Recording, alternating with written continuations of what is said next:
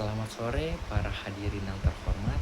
Terima kasih atas kesempatan ini untuk berbicara di hadapan Anda semua. Saya Bima Prawira Sapat dan hari ini saya ingin membahasnya topik yang sangat penting, yaitu dampak perubahan iklim terhadap kesehatan masyarakat. Tema yang saya angkat adalah lingkungan dan kesehatan dengan tujuan umum untuk meningkatkan kesadaran kita tentang bagaimana perubahan iklim saling terkait dengan kesehatan manusia. Secara khusus, saya berharap pidato ini dapat mendorong Anda, khususnya remaja dan dewasa muda yang aktif di dunia digital dan daerah perkotaan untuk menghadapi gaya hidup berkelanjutan. Mari kita mulai dengan memikirkan, apakah Anda pernah merasakan ekstrim panas atau mendengar berita tentang penyakit penyebaran karena cuaca yang tidak stabil? Itu semua adalah tanda-tanda perubahan iklim yang sedang terjadi dan dampaknya terhadap kesehatan kita tidak bisa diabaikan. Pertama, mari kita pahami apa itu perubahan iklim dan bagaimana ia memengaruhi kesehatan kita. Perubahan iklim yang disebabkan oleh emisi gas rumah kaca seperti karbon dioksida tidak hanya membuat bumi lebih panas, tapi juga membuat pola cuaca, peningkatan resiko bencana alam, dan memengaruhi ekosistem.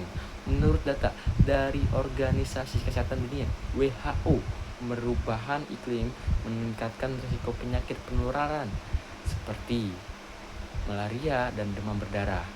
Karena perubahan pola cuaca memengaruhi habitat nyamuk, lebih dari 200 juta kematian per tahun. Dampak kesehatan langsung seperti penyakit pernapasan dan kardiovaskular. Kedua, mari kita lihat dampak spesifik lainnya.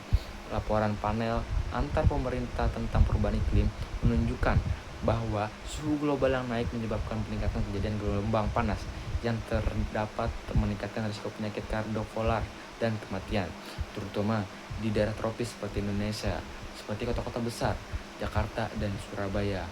3. Data Pusat Pengadilan dari Pencegahan Penyakit Amerika Serikat.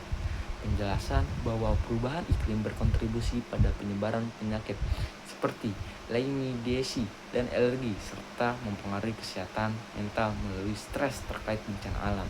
Di Indonesia sendiri, kita melihat banyak kasus alergi karena populasi udara, meningkatnya kesehatan mental akibat banjir, dan kebakaran hutan yang sering terjadi yang saat ini kita alami.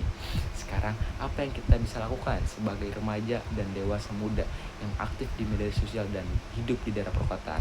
Kita memiliki kekuatan untuk menjadi agen perubahan, mulai dari hal kecil seperti mengurangi penggunaan sampah plastik sekali pakai, menggunakan transportasi umum seperti sepeda dan lain-lainnya, mendukung kebijakan lingkungan seperti kampanye dengan mengadopsi gaya hidup berkelanjutan.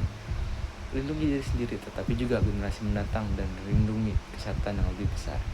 Sebelum saya akhiri, izinkan saya mengingatkan bahwa perubahan iklim bukanlah masalah yang jauh, ia adalah sekitar kita, memengaruhi kesehatan kita setiap hari. Dengan kesadaran dan tindakan bersama, kita bisa mempengaruhi dampaknya. Terima kasih atas perhatian Anda. Apakah ada pertanyaan? Mari kita diskusikan lebih lanjut. Semua bisa berkontribusi. Selamat sore dan sampai jumpa.